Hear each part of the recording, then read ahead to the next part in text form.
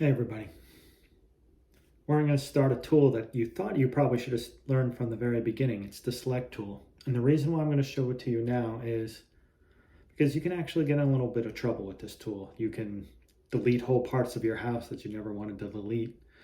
And sometimes it can get frustrating. So let me show it to you now.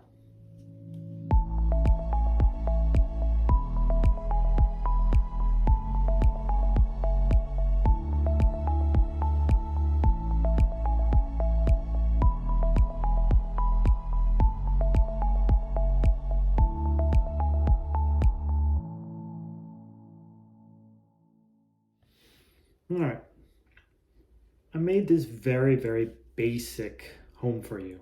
When I mean basic, it's just a box with a window on it. And I just want to erase a certain part of it, all right? There are many different ways to select stuff using the selection tool. There's about 4 major ones. So we'll go over the first one. First, we use the selection tool. The selection tool is very simple. Whatever you click on is selected. As you can see here, this is selected, or the line is selected, or this is selected, or this is selected. And it's only the very tip of the arrow that is what selects the object. All right, so when you want to get that line, you really have to click on that line. Most of the time, people want to do 1 or 2 things when they select stuff. Is they want to move it, or they want to delete it, and sometimes they want to rotate it. So all 3 of those things can really make your work a little crazy. Like I'm going to just show you if I rotated something. So here's rotate. Here's me rotating the surface. So I can have this here, and then I can start rotating something. And as you can see, it starts doing some weird stuff. So that's why I always say the selection tool you can get some weird stuff out of. You can also move it, and moving can do some weird stuff with the selection tool, or you can delete it and then you just have an empty open hole. So that's why I tell you, you can get in a lot of trouble with the selection tool. So here you go. I'm just going to select something, and if I hit delete, that deletes a whole wall. But if you also delete a line will have many consequences, because a line holds together shapes, and shapes are what fills in. So if I click this right here and I hit delete, you're actually going to lose the top and the bottom, all right?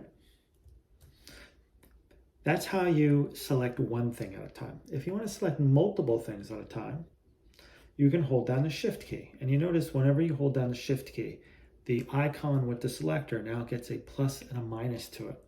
So if you click once, you select it. If you click it again, it deselects it. All right.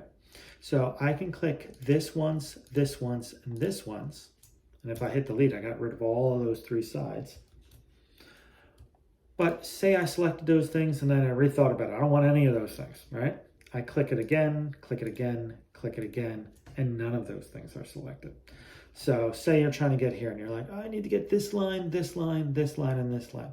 But you make a mistake. You get this line, this line, this line, this line, and you get this surface, and you're like, I don't want the surface, I want the line. You can click on it again and remove it, and then click on this. But during that whole time, never let go of the shift key. And then you can hit delete, and you got rid of most of your window. So another way to select stuff is using a drag technique. And you've all done this in a Windows machine or a Mac machine. You've dragged a box around something. Now there's 2 ways to use it, and that's very weird. How do you drag a box around something 2 different ways? Well, it's easy. You have a drag from the left to the right, and it's a solid box. And then you have the drag from the right to the left, and it's a dotted box. And they do different things. So if I wanted to select this one little corner right here, or this one line, if I use this technique, the left to the right, as you can see, this does nothing. Nothing's getting selected. Because the way this one works is the whole object has to be inside of the selection. So as you can see, not working, not working. Now, if I put the whole line inside the box, that line is now selected, and if I hit delete, it gets rid of it. The other way, from right to left, the dotted box or the dashed box, anything it touches is fully selected. So if I did that same thing, and I just made a small box right here, it's going to select a lot. It's going to select this, this, this, this, because that's everything that the dotted box or dashed box is touching. And now when I hit delete, as you can see, it takes out a lot more. And another thing you noticed, it deleted stuff that was behind or through the wall. The program doesn't care about what's behind another object. It kind of looks at it as everything being flat, that there's no depth. So if I select something in front, it actually will select everything behind it as well. And that's where you can get in a lot of trouble with this program. And I see it all the time with students. I've been teaching this program for over 10 years, and I see a lot of people get frustrated about this one little thing. And I'll give you a quick example. Say that there's a window right here, and you're like, oh, I hate this window, Mr. S. I want to get rid of it. I don't like it at all. It's just not my thing. It's this little box. It's annoying. And I want to get rid of it. So most people will be like, all right, I'm going to take it and I'm going to put a box around it. They're like, psh, box around it. There we go. Hit delete. And then they continue working on this side for 10, 20 minutes. Maybe they're doing railing, or they're making another window or a door, whatever they're making.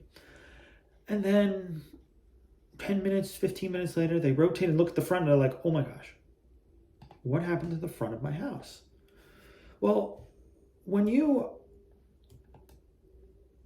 deleted that back window, the selection actually didn't care that there was something behind it, and it selected that as well.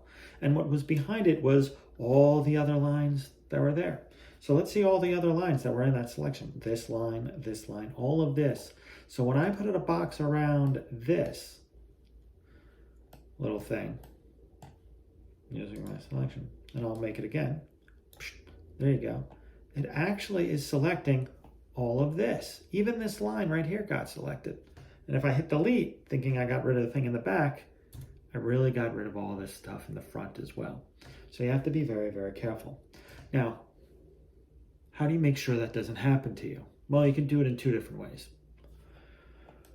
You can be much more precise with your selection and be like, you know what? I'm just going to go right, select this line, hold the shift key, select this line, and so on and so forth. And you can do it in little steps, and this line, and then this line. You get the point. Or you can do it this way. Say that I'm trying to get rid of this window right here. I'm very, very frustrated with this window. I don't like it. I think it's big, bulky, and ugly. But whenever I try to select the whole thing and I delete stuff, it also deletes parts of this one, as you can see. Well, I don't want that to happen. I don't want to delete any other part of my work. So what I'm going to do is I select it in a way that nothing else is behind it. So if I do it this way, I know that there's objects behind it. All right. But our project's mostly going to deal with architecture or homes. So if we're just dealing with a single floor or something like that, I'm going to try to select in a way that there's nothing else behind it. So I'm going to point down. And now when I select it, I hit delete. All of that is gone, but as you could see, I didn't destroy or get rid of anything else. Everything else is intact. I'm super happy about it. All right, as you can see, super happy.